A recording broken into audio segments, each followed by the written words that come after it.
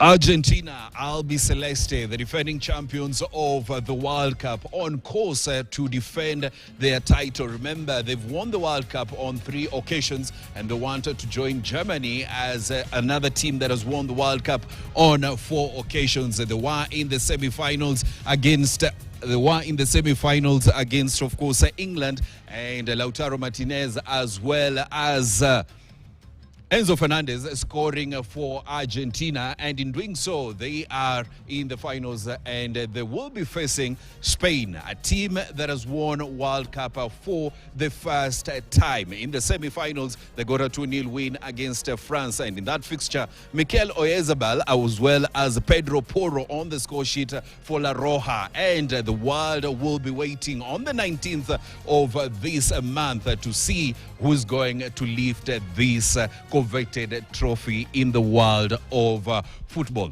A very good afternoon to you. Welcome to KTN World Cup 26. I am Robinson Okenya, and today we'll be taking a look at the young players that have impressed in this tournament so far. And aside from that, we'll be taking a look at what to expect tomorrow when England, that is the 3 Lions who are knocked out of this competition by Argentina, take on France, who are knocked out by Spain, face each other in the 3rd place playoff. Yes, it will be Le Bleu taking on the 3 Lions, and as we said, it was not coming home anytime soon. Remember, the last time England won the World Cup was in 1966, and the last time we had France winning the World Cup was in 2018. Yes, it's a battle of the losers, the 3rd place playoff, which will be taking place tomorrow, or rather Sunday morning at midnight. So, Robert, how are you? Fine, how are you? Fine, thank you. Good to have you here. Thank you so much for inviting me again. It's an exciting show, actually. And we are in exciting moments in the tournament now. It's the penultimate stages. We're in the final now. But you call them the best losers, England and France. They're going to play the 3rd place match. It's going to be an interesting match as well. I know Tuchel said that it's a dead rubber match. But in terms of individual honors, Jude Bellingham still has 2 goals, 6 goals. Harry Kane has 6 goals. So there's still a lot to compete for. Even Mbappe has 8 goals. There's still a lot individually to compete for in this match. Yes, I know why most people are wondering why this seat is empty. Cedric Musumba is joining us in a few, of course, as we dissect some of the young players that have been in this tournament. Remember, when the tournament began, we had this board here, the prediction board. Lots of people made lots of mistakes in trying because they were predicting with feelings. But as the tournament went through from the round of 16, of course, to the quarterfinals, through to the semi-finals, we finally have the 2 teams who are in the final. Spain taking on Argentina at the Met Stadium on Sunday.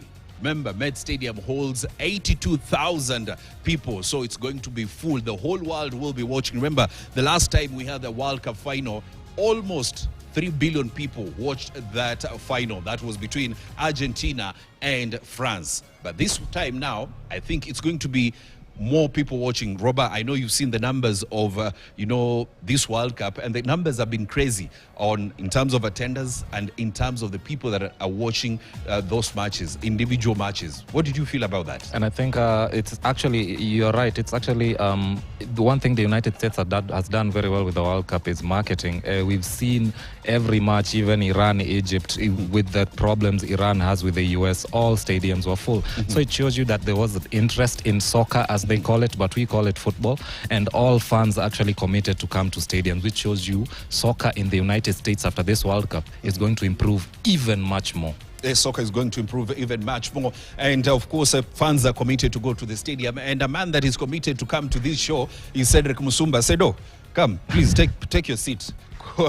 Robert is talking about commitment, of course, to the World Cup, and I know you've been committed to this World Cup. You've watched almost 102 games, and now we have 2 more games to go before the World Cup comes to an end. How are you feeling? Fantastic.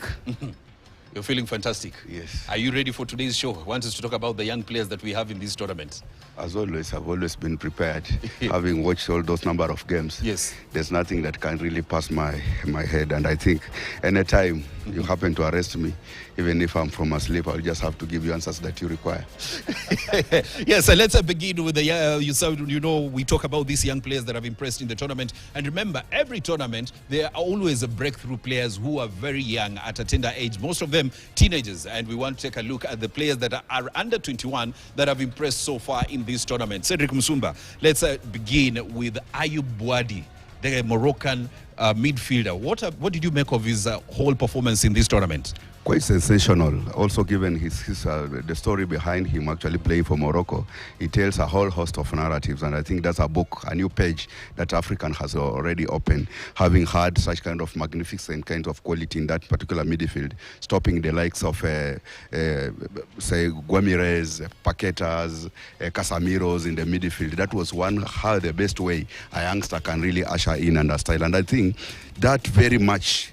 Their opening match against Brazil ushered him wearing that particular big platform. And those teams that could not have given him platform to play for, including the French, I think they are where they are. They are quite regretting, given that he has got so quite number of age and years ahead of him to play for Morocco. The quality that the African nation really requires. Yes, do you think, probably, Robert, do you think he's going actually to move from Lille now to a different club? I think that first game against Morocco already made his already Manchester. Do you think he's 100 million? I mean, that's a big value for an 18-year-old boy. I mean, Robin Elliot Anderson moved from Nottingham Forest, a club that's almost relegated to Manchester City, for 120 million. I mean, what's stopping Ayub Bouadi from 100 million? It's we have to also I think what the Moroccan Federation is trying to do is putting value on their players, and because they already know the World Cup improves your value. Think about this. Bouadi made his senior international debut as zero. This is not common. For him to control the game like that, for him to have this composure to screen the likes of Mazraoui and Diop, it actually shows you that if he plays for a club like Manchester City, or just move it to like Villa, he's already 50 million plus. If Elliot Anderson goes for 20 million, 100 million for me is fine, because in 5 years, people will be talking about if Bouadi is the best African player. So there's a lot to look at this player. There's a lot to hope. An exciting player, and definitely worth 100 million. Worth, of course, some of the worth a player to watch in the next World Cup. And I want us to move to a totally different player that we will be definitely looking forward to watching him probably move from his current team to a different team. Sedo, Yan Diamonde. You know, that's a spark that everyone was really following even before World Cup. Remember what he did to us in Africa Cup of Nations. It was a kind of a surprising pack. No one could literally tell a very young at that particular tender age, 19, he can really come and start throwing that kind of a side. And more so to the mere fact that he was an African. You know, in the other side of the story, when you talk about African, people does not really necessarily see that talent coming up and popping up at that very young age. And here come Yan Diamonde. I think, if I may say, Leipzig, they should be preparing how they can be smiling to the bank, simply because they have a player who, and again, has been attracting quite a number of big clubs outside there. Here, Liverpool, they are just looking how to can really get him to play for him, and not necessarily even Liverpool, even Man City at some extent. These are quality that we watched at the World Cup, and we were like, wow, how I wish Ivory Coast would have been taken that a young player deeper into the tournament. We would have seen him even playing at the quarterfinal.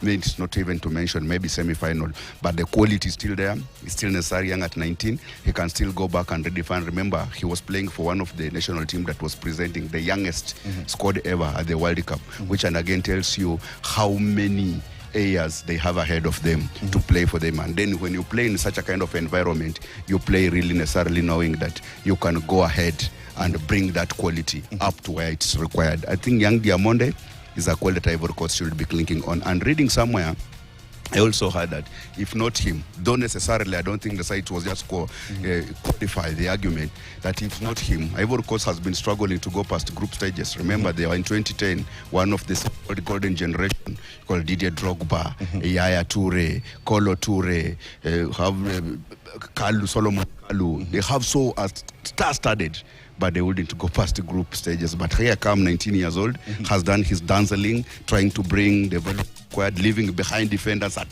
will. But Sedo, you had an issue with him when it comes to the decision making on the last ball. That actually comes with age. And the stage also was so big to him at that particular time. Remember, I don't necessarily if he was prepared to play for a World Cup at that particular stage, and more so the team that he would face before. Facing Germany, you can just imagine for your first time. Here is Germany coming, a team that has been roving through World Cup, has got so many World Cup into their cards. Thereafter, you realize before even Germany, the round of 32, Norway is there. You are facing now the likes of Haaland, Odegaard, Sandeba. In that particular team, that stage frighten comes with that one film. So decision making sometimes can really run away from you, and also a star kind of mind behind these youngsters. Also, he does not necessarily play now for the country. He's now playing for the crowd, because anytime he would take that ball, try to drive towards the goal, you would hear the cheers behind him. Those cheers actually, when they trickle down to their bloodstream, they forget about that they are playing for the national team. They are playing for the team. They start now playing for the crowd because they want to impress and enjoy the game. That's necessarily really affects young players. Yes, of course, Yandi Amonde, one of the players to watch in the future, the Leipzig winger. Of course, most people wanted to get his signature, or most clubs want his signature next season, and I'm not sure if RB Leipzig are, of course, ready to let him go. Now, Roba, let's come to another youngster, teenager to be specific. John Manzambi for Switzerland. What Emiliano Martinez, the Argentinian goalkeeper, did so well after they eliminated Switzerland was reveal that Manzambi was not actually joining Newcastle, he's actually moving to Villa. This shows you how quick clubs move when they spot you in the World Cup. Unfortunate for him, he couldn't play against Argentina because of that knee injury, but Manzambi is a very, very huge prospect. Talk about a good box-to-box midfielder. You saw him at Freiburg. And one thing I love about Manzambi is his sheer pace, first of all, work rate in midfield. For you to be able to connect Xhaka and Embolo, it's hard work because Xhaka sits so deep. And Switzerland made, I think, one of the best runs in the World Cup in their history this time, before they lost to Argentina. So Manzambi is this player that we should look forward to seeing more in the Premier League. I'm really hopeful to see what he offers for Aston Villa. I'm sad for Newcastle because Newcastle never move fast with their things. Newcastle are losing players. Guimaraes is going to Arsenal, but now that this guy is going to join Unai Emery at Villa, it shows you that he has immense quality. Plus, he's not going to stay at Villa the way he plays, and if he comes to the Premier League, he might just actually make it to the Manchester United and the Manchester Cities. Cedric Musumba, remember when Bril Embolo broke into the Switzerland setup? It's just it mirrors what Manzambi is doing at Switzerland, and probably do you see that his progression rather will be as good as how Embolo's was? This Swiss nation actually has been producing some of the magnificent players in a different kind of spectrum. If you remember the Xherdan Shaqiri, would come, really not live for that long, but leave some certain behind. You have mentioned about one of my favorite, Bril Embolo, though he has been actually injured, as in adding salt into my wounds anytime he played against African teams, and I mentioned it to you. Yes. But I still love how he plays, how he positions himself as a typical number 9, roaming around that danger area and trying to bring that kind of target hitting whenever he's called upon. Now here comes Manzambi, who was once and again a goalkeeper. Remember, transiting from goalkeeping to midfield is quite different. It reminds me of Michael Koth when he was actually a goalkeeper and then he became a forward number 9. Here, Manzambi, what has been doing at that particular age, I think he has transited very early enough, and no one will actually remember that at some point he dreamt of becoming a goalkeeper. Having said that, is Emmanuel Nue, whom and again was his aspiration. Now he's playing where Emmanuel Nue cannot play. I don't know who will now get inspired to him, but he'll come and again and tell us that he's trying to mirror or may redefined his style of play, and we have seen what he can do. When he's on ball, it's so difficult for him to lose that particular ball. When he's transiting up front, he only think about hitting the target, and he has done it severally. If he's not hitting the target, he also been thinking about how to play to other teams, the so-called passing and playing with the team, and that's what a typical midfielder should be thinking. We have always been talking about decision making in midfield, and remember, when the midfield actually goes at asleep and stop making a decision, a team starts suffering. The decision, one is either to defend, two is to win the ball and to supply to up front. That's what the quality he has brought. The in youngster that has team. 4 goals in this tournament. I mean, at 19 years and you have 4 goals, you're competing with people that have already made a name for themselves. Harry Kane has 6 goals. Yeah, you see, he now competed the likes of Ismail Sarr in Africa. I think he's one of the highest goal scorer in this World Cup. And he has given us a story that when you are in such kind of a stage, when it opens up for you and your teammate plays for you, pick it up. Just go out and enjoy. And I'm on record actually reminding these players and any other person who has listened to me, when given a platform, don't play like it's a do or die. First open up your heart and start enjoying first. That enjoyment will make you advance. That's what Manzambe has been doing in Switzerland. He first started by enjoying himself and realizing that I have achieved my goal. Here I'm now playing for one of the biggest ever. So there's no any other World Cup apart from this.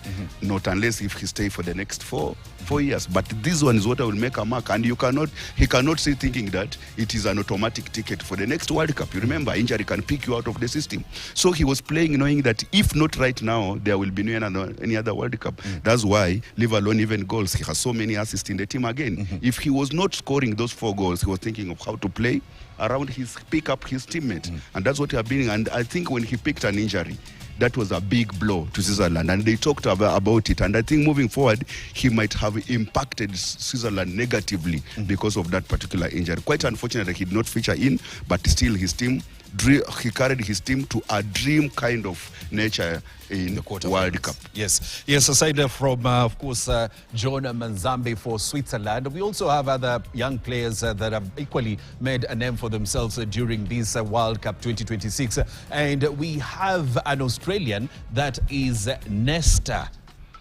Nestori Irankunda. I mean, 20 years of age. One thing I'm disappointed about is he only scored 1 screamer. That's all he scores. And I don't know if people have watched this kid.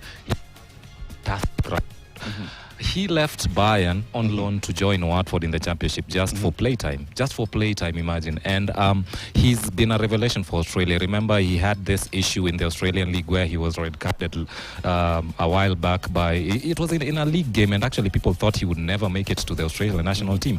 But Australia, as a nation, is a very diverse nation. We saw the Sudan player in the 2022 version of the World Cup. Now we see Nkunda here. This is a player for the future, and the fact that he's Australian and that he's been seen by Bayern shows you the quality he has. And I think if he keeps scoring goals and he keeps standing up for Australia in the next, say, 2 World Cups, he'll be in the legends of Australian football, like KL and the likes. If he keeps scoring for Australia. Yeah. Senu, you're saying he's already a legend. He has already joined the legend. You have just mentioned about Tim Cahill. They are now on the same level, at the same age, having scored for the first and debutant for Australia. And also the story that he has, trading for Australia, having born in East Africa, in Tanzania, moving away from Burundi to Tanzania because of what has been bedeviling East African nation. That's also quite kind of aggressive nature that really pushes the African kind of spark when they're outside their comfort zone. They move around here outside their comfort zone, they start actually working hard and producing such kind of a result. Irankunda is an example of a never let it die kind of mind. And he has worked hard to be where he is at 20 years old, playing for Watford, which is in Championship, having transited from Bayern Munich. Any other player would actually prefer sitting on bench at Bayern, knowing very well that he can just move from Bayern to another top flight league. But he chose to have more play time. Maybe his target was to feature in the World Cup, knowing very well that Australia will qualify. And here he has featured. I don't think if he will still continue playing for Watford again, the sparks that he has shown us at the World Cup. Scouts, I'm not a scout, but I know scouts were just smiling for his ticket. And moving forward, they will go for him, even if it's not a big team. but he will find a team that is still playing in any of the top flights across Europe. And also the quality that he has, who and again doesn't actually put an eye on him. Yes. Scoring such kind of magnificent count of goals, those are goals that any coach or manager will be looking for. You go there and continue producing them, then you become a star all of a sudden. And then scouted. We have those big teams that are looking for stars that can score goals. One of those big teams, the team that I've followed most in this world, the Real Madrid, just score. They will come for you. Let's move away from Nesta Irankunda. Let's move to Kerim Albegovic, 18 years of age for Bosnia. I think he made history becoming the first young player to score at his age for Bosnia the World Cup, and he actually aided Bosnia's mini trip to the round of 32. Bosnia is not such a big nation, and for them to actually go toe-to-toe with the United States in the World Cup shows you something. These young players from nations such as Bosnia, you might not hear from them when it comes to club football.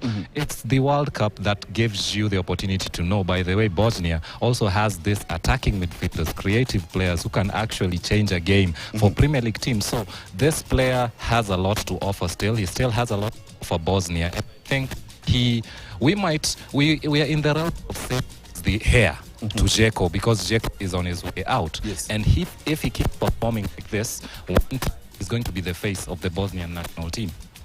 Sedo, when you talk about this youngster, Kerim Albegovic, it's a tricky word to say, and you take a look at how he's managed to integrate himself into this Bosnian side. Remember, even when they played Italy, he was a menace to Italy, and he helped Bosnia qualify for the FIFA World Cup. I mean, do you see him playing still in Germany, or is he going to a totally different club? World Cup actually is an eye-opener to so many promising players.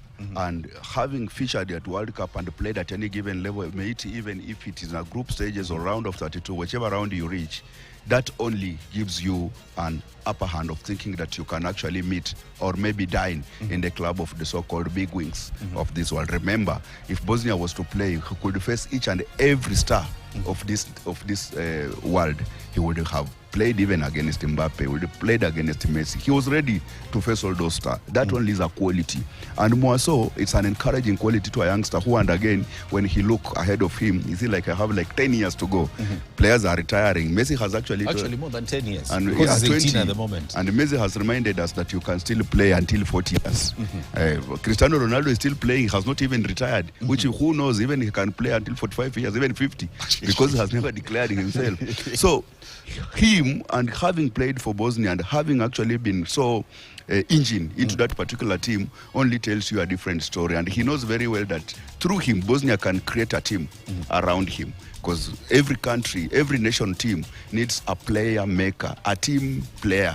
And here they have identified a team player who can really carry the team forward. When Dzeko are becoming to retire, it only takes him actually to control that ball midfield, create goals or score goals, and then you own up that armband and start creating around you. And then moving forward, we saw the likes of Mbappe at the age of 19 breaking through, and they have been there for the team. 19 or 17? 19 when he played World Cup, when he scored there. But he broke through at 17. No, I'm talking about World Cup, yes. Here him has come out almost the same age, and he has done wonders. So he need to borrow from the same script, continue with the magnitude, put in a lot of effort, play against, take Bosnia back to the next World Cup. That will be maybe at the age of 23 or 24. Then moving forward, he will have now matured enough and become a very big star that is required. Also, he need to put behind that he's not playing in a pool of stars. Edin Dzeko, who and again comes from his team, could not actually even tell a story of his national team, but he was somewhere around the planet telling a story. He need to pick out himself as an individual and start making a team around himself. Yes, definitely. Of course, Kerim Albegovic, who shone at the World Cup for Bosnia, despite, of course, Bosnia not making it to the quarterfinals or the round of 16 of this tournament. We are talking about the young players. I want us to take a short break. When we come back, we continue with that conversation on some of the breakout through stars that we've seen so far at the World Cup. Remember, from Africa, we've already seen Yan Diamonde starring for Ivory Coast. We've seen Ayub Wadi starring for Morocco at 18 years. So when we come back, we take a look at now the other stars starring for some of the big teams that we have in the world. That will be in a bit.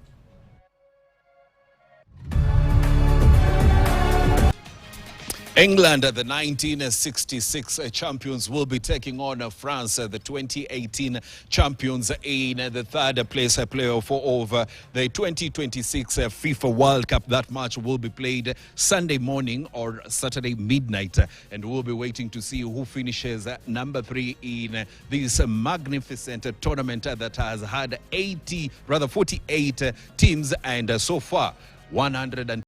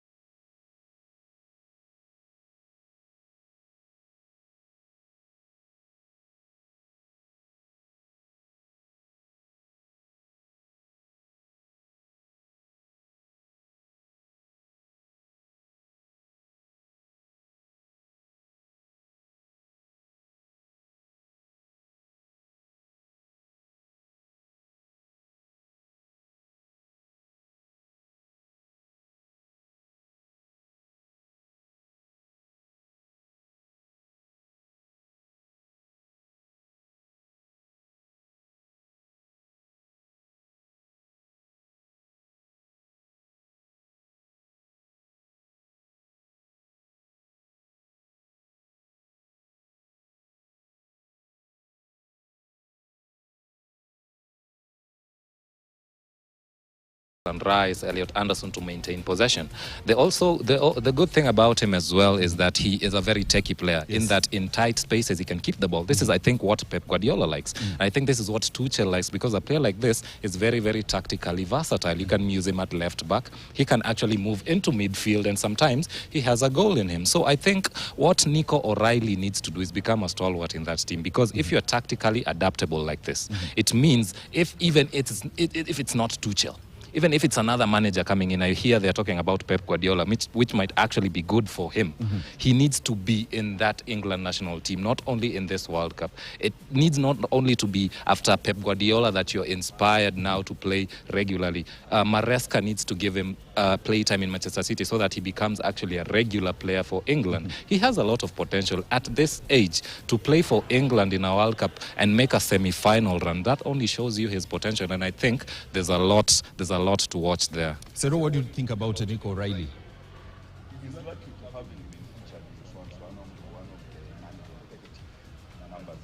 Team. Remember, Luke Shaw would have played like he was a lifetime player for that particular number until he started picking some sort of injury. Is when they start thinking about how to really start bringing some youngsters. And here, he has been featuring at a very high, one of the competitive levels of the soccer, and that is World Cup. And he was tasked actually to carry England up to World Cup final. Unfortunate enough, it did not happen, but he has the quality. We can see how he has been transiting from all the wing-back defensive mechanism to attacking kind of value, and when he's in attacking front, he does play like an attacking midfielder, which, and again, any other coach would actually like such kind of substances. He need also now to be quite versatile in that he can drop off from that wing back side and maybe try also the center back position, because at times when it becomes so tough, like what we saw in the semi-final, when you have withdrawn some of your all players, you are tasked to play whichever number that you are given. That in that semi-final, he was actually brought in as a midfielder. And that's what they should have been starting preparing him early enough, because remember, a team, anything can happen. One of your player can pick up an injury when the substitutes are already done. And when you add that our utility player to any given coach, a coach will not actually hesitate to deploy you anywhere. We saw what it happened to Declan Rice when he was called upon from midfield to trade at the defense. So Nico O'Reilly, he's good when he's transiting through that wing side of the pitch, all the way from a wing back three, trying to create some kind of creative midfield venture, winning those ball and driving up front. When he actually moves to up front spaces, he become an attacker. And again, that's what has the value that has decorated him as one of the youngster who and again has become utility among that line. It just reminded me like the Brazilian stars, the likes of Roberto Carlos, who and again would play very well in that particular position. There comes Marcelo. We all enjoy that hairstyle trademark kind of, and he would play in that particular team. I think that position has been redefined to different aspects. Here he is, and he need actually to mirror what those would have given us when there was their time. This is now his time to play like them and bring that balance required. And I'm good enough and happy enough to hear that he has already been started being celebrated at a very tender age, like somebody who can carry or mirror those values that we have been talking about. Robert, for France, Desiree Doué. Of course, everybody has, we had lots of expectations from him at this World Cup, and because of Didier Deschamps' choice to, swap him with Bakola in, according to the opposition they're meeting, but he's also showed that he's equally very, very good. Very good, and I think Didier Deschamps has been using him quote unquote like this Swiss Army knife. The game has gotten hard, now let me bring in Desiree Doué. What I like about Desiree Doué, before the semi-final we were even talking about it, is his work rate off the ball. And I was actually disappointed by Deschamps by starting Bakola, because Bakola has a chance in him. He has 2 chances in him, but off the ball Bakola didn't offer so much. Now, Desiree Doué offers this. And also, Desiree Doué is a very, very good player when he runs with the ball. He can actually carry the ball, hold the ball for the French national team, stretch the defenses wide to the extent that even Mbappe is brought into play. This is actually seamless if you see the way Mbappe, the way France play, from Manu Kone to Doué. When Doué is on the pitch, and it seamlessly gets to Mbappe. So, Desiree Doué has been very important to this national team. And I wish he was actually a starter and Bakola was the option, but I'm not the coach. It's Deschamps who knows them better. But then again, at PSG, I think he has more freedom with Enrique. Yes. This is why in this World Cup we've not seen him do his thing like he does for PSG. Deschamps is quite a very pragmatic and strict manager. He wants you to do one thing and do it very well. But Desiree Doué is one for the future, one for the French national team, and I'm sure he will become one of those players that the French national team depend on when it comes to big tournaments. Yes, so definitely Desiree Doué, one for the future for the French national team. But when you take a look at the Spanish national team, they also have players for the future. Cedric Musumba, Pau Kubasi. Yes, or some from where I come from, they would call him Paul Kubasi. But here, because he come actually lucky enough to have been born in those side of the world, Pau Kubasi is what has been associated with his all growth kind of path.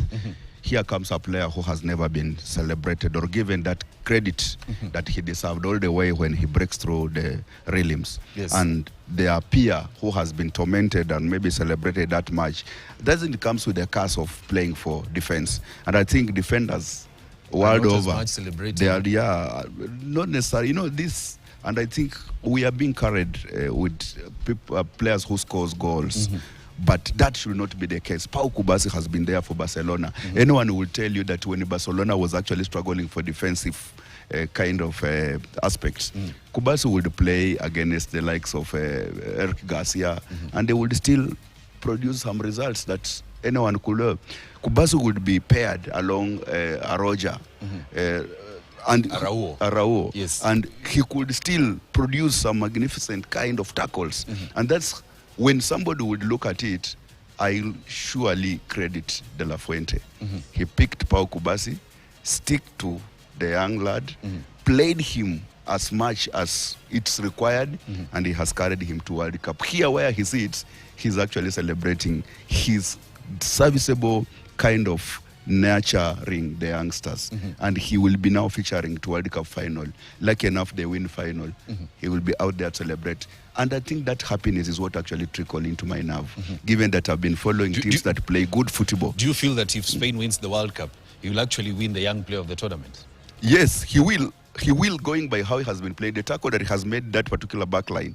Anyone else, remember when they were playing against Belgium, Belgium would have gotten back to the game, if not him. Yes. But he was positioned very well. He would actually quell out those particular danger, leave alone Belgium. Come now to their semi-final, which and again was touted at one of the toughest finals Spain was facing in the tournament. But what did he do? He remained cog in that particular the centre-back position. And that centre-back position made him actually, against France, made him now to announce his presence. I think he has been silent in this world until they played France. Reducing that France front three, actually coming out of a match without a goal. We've seen him at Barcelona and what he's done to Real Madrid. But you cannot compare. Listen, you cannot compare. That's an equally big game. No. We are comparing the attack, the current, leave alone the history about Real Madrid. The current attacking line who of France. for Real? Kylian Mbappe, exactly. Who are behind Real, who are bounding Mbappe. But you see, you have Mbappe to one side, yes, or rather in central, yes, and then you have Vinicius to one side, and then you have Robbie. World Cup has come. It's equally a dangerous attack. No, it is, and but that now is what he's been facing. And my permutation has always, even it had to club level, we can only rate these players when they are all of them converged at one point. Now they converged at World Cup. You have mentioned about Vinicius Junior, whom and again I can't remember when he played World Cup last. He actually was withdrawn early enough. We are talking about player who took a team to a semi-final, and here talk about Dembele, talk about Desire Doué. Those are the UEFA Championship 2 times winners. You cannot compare those with Vinicius in the current dispensation. If you mention, not only to mention bringing now Olise. Those are the 3 players playing behind Mbappe, but Pau Kubasi was facing that 4 tough players, but still you could not see them into the game. And remember, they didn't even pass through Pau Kubasi. They found it hard to score. That only gives a credit. At 19 years old, stopping Mbappe, surely give credit where it is due. That's definitely. At 19 years old, stopping Osman Dembele, surely. Desire Doué, who and again we know is very tricky if it comes to really carrying that ball to the box. No, necessarily people who are not followed Pau Kubasi will talk so much, but this is a player that deserves credit. Even if they really doesn't end up winning World Cup, I still believe they need to find a space for him to be celebrated in this World Cup. He has shown us that he is there, he has ushered in his presence, and he can carry Spain to better heights. Still speaking of Spain, now he's being touted as the face of Spanish football at the moment, Lamine Yamal, Roba. I mean, so much to 19 describe. years of age, just turned 19. I was talking to one of my desk mates before the show, and I was telling him, people actually don't know how much of a big deal it is for a 19-year-old to be considered the face of the team and the person who actually carries the team to a World Cup. It's a big deal, considering the competition that's there in national teams. If you've actually even gone to Harambee Stars training just before big tournaments, and you've seen this boys train, you ask yourself, okay, who's the first 11? Because they are all good. Now think about Lamine Yamal. Barcelona have tried to replace Messi for the longest time, and I remember even the Spanish Federation touted the other guy, Ansu Fati, as the next Messi. They even gave him the number 10. But here's Yamal, and we also saw that photo in 2007 where Messi was, bathing him. Maybe got the this photo where it was a UNICEF event where Messi first met Lamine Yamal as a toddler. Yes, maybe that's where he. And now they're playing in the final together. Think about that. Football has a very nice, beautiful way of uniting us all. Maybe that's where Lamine got his blessing. But then again, if you watch the way Lamine plays, he plays like a mature player. Lamine plays like a 25-year-old. He likes to drift into his left foot like we all know he will.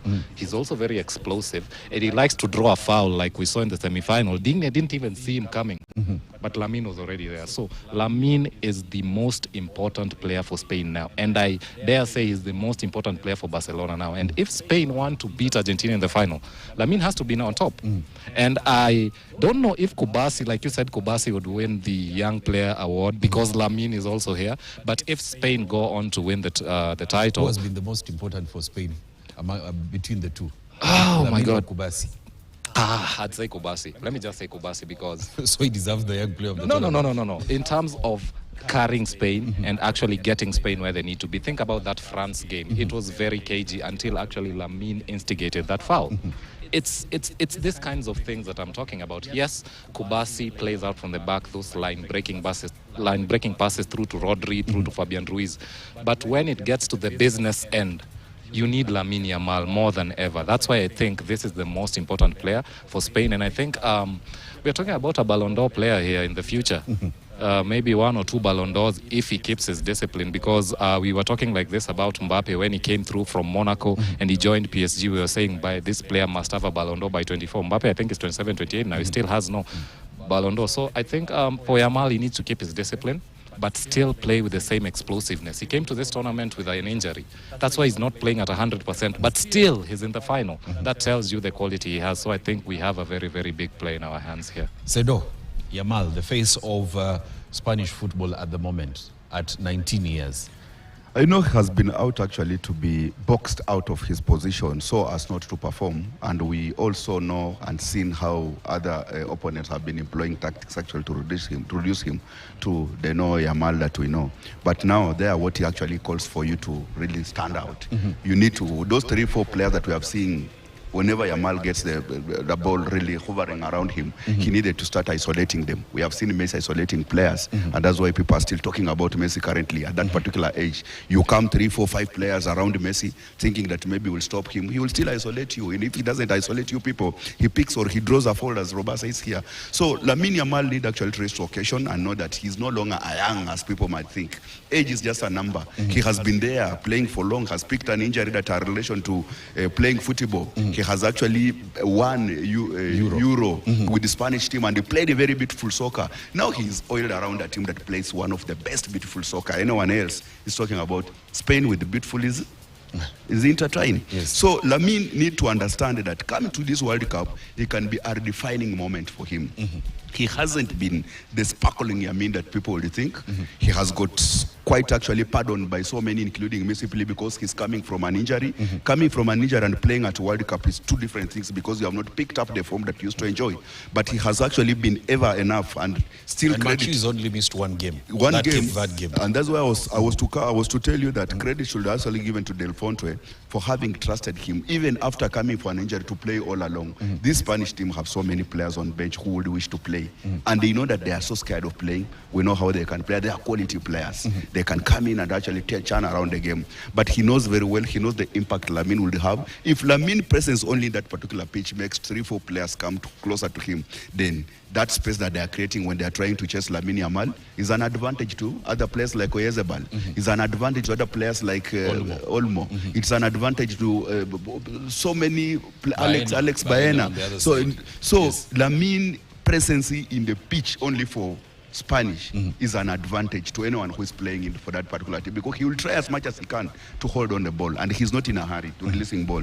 That draw defenders closer to you, and when they come closer, and as we have seen, he can really create a foul. He can create a penalty. He can isolate your player, and maybe he becomes an individual brilliance to score for you. So there's a quality that Spain need. And also remember, when they are playing in final, Messi will be doing the same thing the other end. So you need a player who can have such an impact from the other side.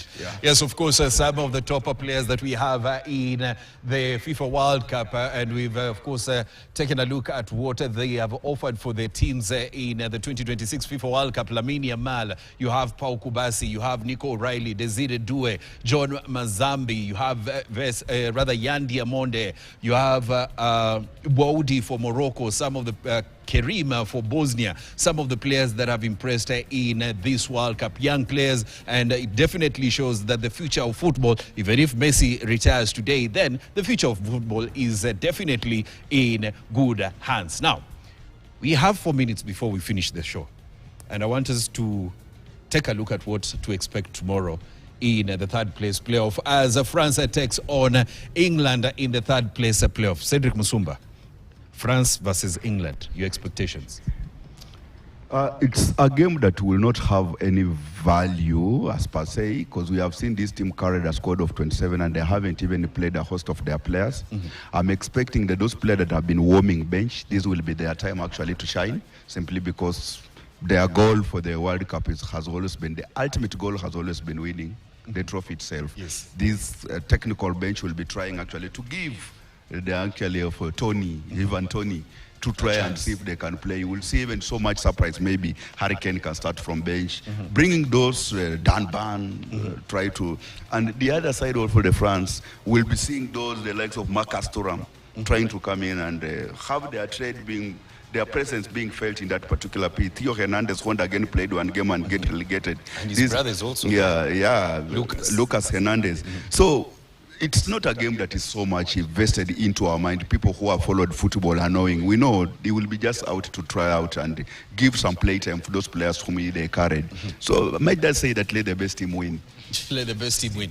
Robert, this is the final game for Didier Deschamps as France head coach.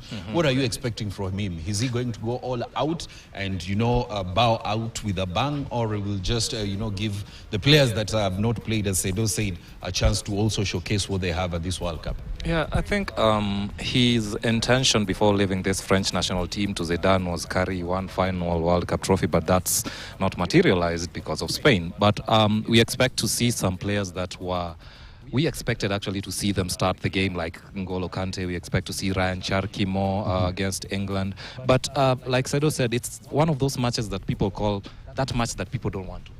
It has no value team-wise. It has value for Mbappe. It has no value team-wise, yes. But individually there's still a lot to play for. Like Mbappe has 8 goals. He can score 2 more and win the Golden Boot. Harry Kane and Jude Bellingham both 6 goals each. They can score and get to Messi and Mbappe. So individually there's still individual honors to play for, but it's basically a dead rubber match. And I think historically England have not been doing very well in this match. In 2018 they played the 3rd place match against Belgium and lost 2-0 as well. I expect France to win it easily because France has still quality and depth in their squad, but it's one of those matches that no one wants to really play. Even Tuchel said it, no one has the motivation to play it, but we'll handle it professionally, but I'm expecting a France win, but don't be surprised if Harry Kane also scores, because 3rd place matches actually are usually high scoring affairs because there's no pressure on the teams. The other players that have not played can get a chance to play. The defenders who are 2nd tier get to concede the goals they would if they played in the first matches, So expect a high scoring affair, and may the best team win. Sedo, you don't expect Harry Kane to start tomorrow? No, he has 6 goals so far. I think that factor passed my head, and necessarily simply because they will be looking forward maybe to have him out of the tournament as top scorer maybe. Chances are very high. He need to start. We need to continue scoring. Similarly, in the other side, Mbappe, because he's also competing for that Golden Boot accolade, they will have to play him. But now the question comes, who are these other players that will be playing around him? That's where the contention will be. If they don't win balls, if they don't supply balls that it has been supplied to them before, it becomes for them, even if you play them, it becomes for them to play. So I think it's a game that no one has got that much interested in. The 3rd playoff has been there in the World Cup. I haven't had it leaving a mark. No one remember how many 3rd playoff that has been played since the inception of World Cup. Everybody remembers the winner. The trophy. That's what we got. Those 48 teams that FIFA has come up with this time, every team, including the DRC, the Cape Verde, they were going for the glory. They did not want actually to bold up. That's why you will see them crying when they were leaving World Cup. Yes. No one will think that, remain behind, will play third playoff. They will come actually accepted. Yes. So as to say, this is one of the match that it's so as to say dead. It will be lukewarm. It is neither here nor there. We are just bound to see. And even those who are coming from bench, a one-hit wonder maybe. You come in the bench and score maybe 10 goals for you to be remembered. But even if you play that game and you have been warming bench, no one will remember you that you played World Cup.